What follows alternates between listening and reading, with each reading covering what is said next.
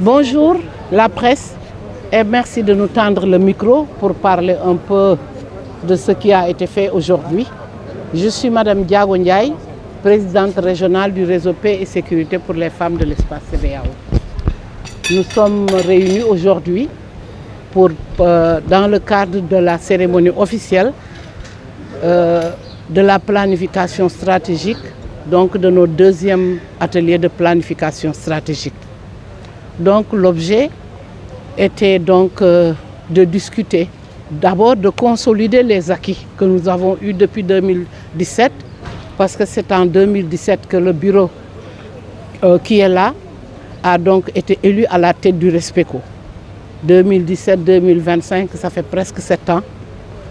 Et nous allons en même temps procéder au renouvellement de nos instances le mercredi et le jeudi. Donc l'objectif c'était de consolider des acquis, mais d'analyser le nouveau contexte avec les nouveaux défis qui nous interpellent. Parmi ces défis, on a parlé de l'insécurité, on a parlé de la mobilité des populations, les déplacements forcés, on a parlé des questions de violence, on a parlé de l'extrémisme violent. Et vous avez entendu certaines, comme le commissaire, ont évoqué la question sur l'intelligence artificielle, intelligente pour droit, avec les médias. Voilà, on a parlé de tout ça, mais également de renforcement de capacité.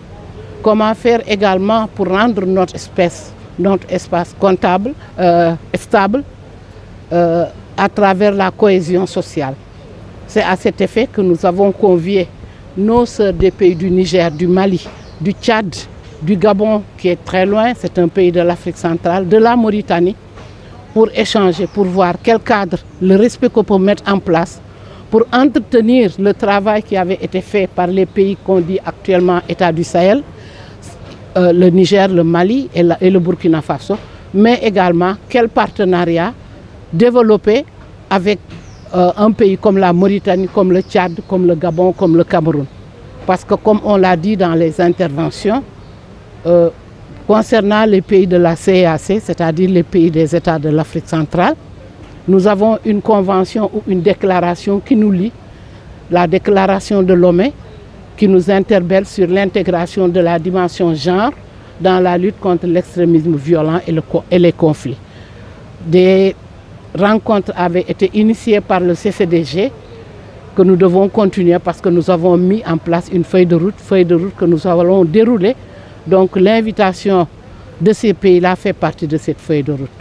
Je pense que nous devons sortir de cet atelier avec un plan concret, pas un plan vraiment à mettre dans les tiroirs où les défis, ce contexte d'insécurité qui nous interpelle à travers les défis que nous venons de citer, que tout cela puisse mettre en œuvre à travers des actions. Nous remercions également nos partenaires qui sont là, le commissaire, Excellence Madame Fatou Soussar, qui est venue d'Abuja pour présider la cérémonie, mais également nos partenaires traditionnels tels que le CCDG, le Centre de la CEDEAO pour le développement du genre, le Bureau d'ONU Femmes au Sénégal, GIZ à travers la coopération allemande et d'autres partenaires qui ont rendu cette rencontre possible. Parce que n'eût été ces partenaires, peut-être que nous ne serions pas là aujourd'hui. Mais également la presse qui nous permet de relier, de vulgariser et de visibilité nos actions. En termes de réalisation, qu'est-ce qui a été fait en termes de réalisation, je pense au niveau régional, vous avez vu, on a choisi chaque pays, quelques pays a des réalisations majeures. Mais si je prends le plan régional, nous avons mené une campagne pour la paix au Sahel. Ça c'est important. Sur le financement d'ONU Femmes, une campagne qui a été développée simultanément dans les 15 pays de la CEDEAO. Mais également pendant le programme le Covid-19, on a réalisé aussi d'importantes actions. Ça, c'est un projet extrêmement important.